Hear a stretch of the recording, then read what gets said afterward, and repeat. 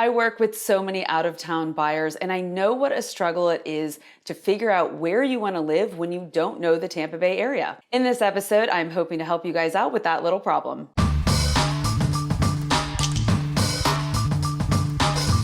Hey everybody, Melanie Atkinson here, Realtor with Smith & Associates in beautiful Tampa Bay, Florida. For those of you moving here or thinking about moving here, it can be super overwhelming when you don't know much about the area and you don't have a lot of time to visit. The main goal of this channel is to help you guys with that challenge, but today I wanted to break it down and talk about a lot of different neighborhoods in one episode. Giving advice as to where to live can be very tricky for me as a realtor. We have professional and ethical guidelines in place to discourage us from steering our clients to certain areas. But I have people ask me all the time, where are the good neighborhoods? Well, I really can't answer that question directly, not only because of those ethical guidelines, but because I don't know what you consider a good neighborhood. What you and I consider good neighborhoods might be very different. So what I thought might be helpful is to talk to you guys about where my buyers have chosen to move to since the beginning of 2020. A lot of those buyers have come from out of state, so they've already done their online research and in-person research. Maybe you can learn a bit from them. Let's get started. The number one area that my buyers have chosen to move to since the start of 2020 is Wesley Chapel. Out of the 12 buyers that have chosen to move there, 11 of them were from out of state and 10 of them chose to buy new construction homes. I do a lot of new construction and Wesley Chapel has a lot of opportunities to build, so that's really not a big surprise. The prices in Wesley Chapel are reasonable too. Since the start of 2020, the prices have gone up a bit, but the price ranges of my clients who have bought there have ranged from the low 300s to over 900,000.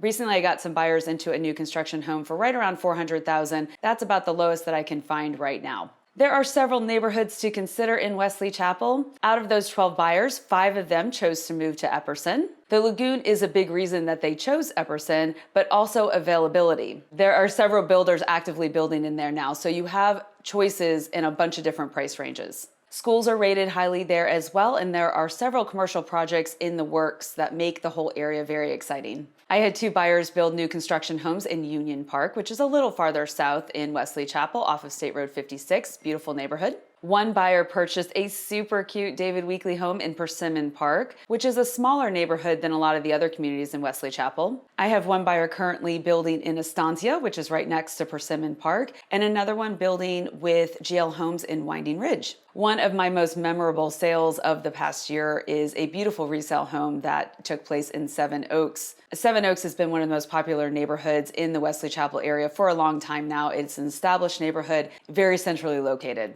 If you're looking for more information on Wesley Chapel, check out the episode that I did a while back. The second most popular area that my buyers chose to move to was South Tampa. South Tampa is pretty much the opposite of Wesley Chapel when it comes to pricing. South Tampa is one of our most expensive areas. Of my 10 buyers who chose to move to South Tampa, 4 of them chose new construction options and 6 of them chose resale homes. Prices range from a townhouse just under $500,000 to a multi-million-dollar new build. Most of the prices that my buyers paid were in between $1 and $2 million, which is a fairly standard price point for a single-family home in South Tampa. So why do people choose to live in South Tampa? I have an episode that deep dives into that, but to sum it up, South Tampa is super close to downtown Tampa, so you have easy access to all that the city offers. It has highly rated public schools, custom houses that aren't in cookie-cutter neighborhoods, and is close to some of our largest professional work areas like the West Shore Business District and downtown. I personally live in South Tampa mostly because I feel like I'm in the middle of all the action.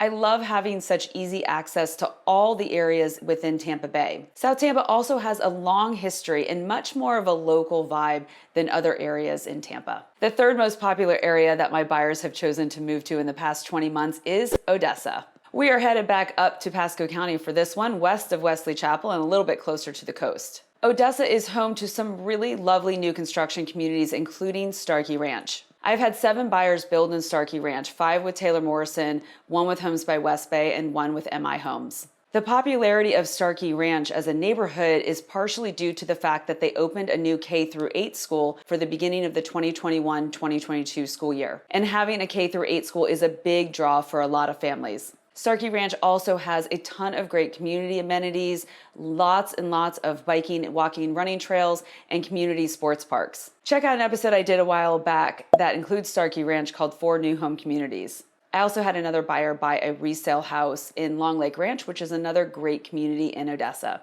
One of the reasons that people like Odessa so much is because of the proximity to the Veterans Expressway / Suncoast Parkway, which brings you directly to the airport, the West Shore Business District, and other major highways which bring you everywhere else in the Tampa Bay area. The commute can be a little bit easier from Odessa depending on where you're going to work, and it's also closer to the beach if you want to be near the coast. The next area that my buyers chose is Land O'Lakes, situated right in between Wesley Chapel and Odessa. Are you guys seeing a pattern here? Pasco County has a lot of new construction and really lovely subdivided neighborhoods. One of the most popular neighborhoods in Land O'Lakes is Bexley. Bexley feels like it's in Odessa, but technically it is Land O'Lakes. And one of the things I like best about the neighborhood is its access to the Veterans Expressway. Bexley has an elementary school within the community itself, lots of great community amenities, and the houses range in price from about $400,000 to over $1 million.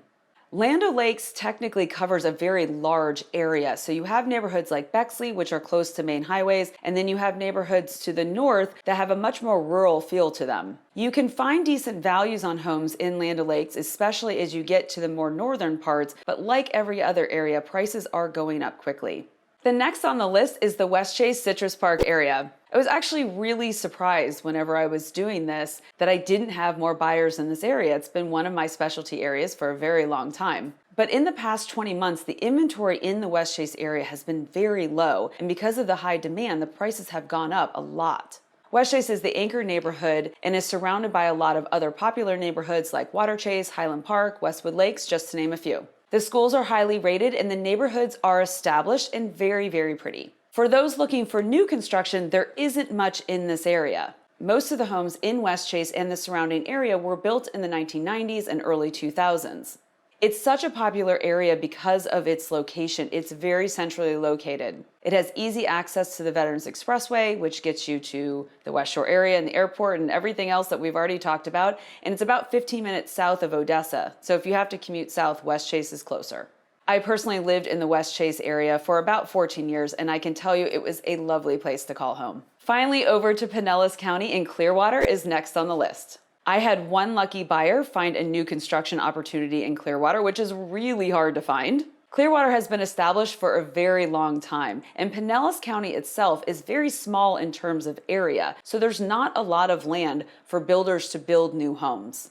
Clearwater has long been a destination for people moving to the area because they know about Clearwater Beach and they know that Pinellas County has some of the most beautiful beaches in the country. The city extends through the whole central part of Pinellas County, so there are a lot of different areas within Clearwater itself. I had one lucky buyer find a great resale home in the countryside area of Clearwater, and another one find a great pool home down closer to the beach for just under $400,000. The next area is Dunedin. I had two buyers choose to move to Dunedin this year, and I have to tell you, it's one of my favorite areas in all of Tampa Bay. I just did an episode about Dunedin and Safety Harbor. Check that one out. People love Dunedin because of its wonderful downtown, local restaurants, access to the Pinellas Trail and Honeymoon Island, and also all of its local restaurants. Situated on the coast in central Pinellas County, Dunedin can be a bit of a tedious commute if you have to travel to either of the cities frequently, St. Pete or downtown Tampa. But it's a great place if you want a lot of local flavor and you want to be near a beach but not on a beach.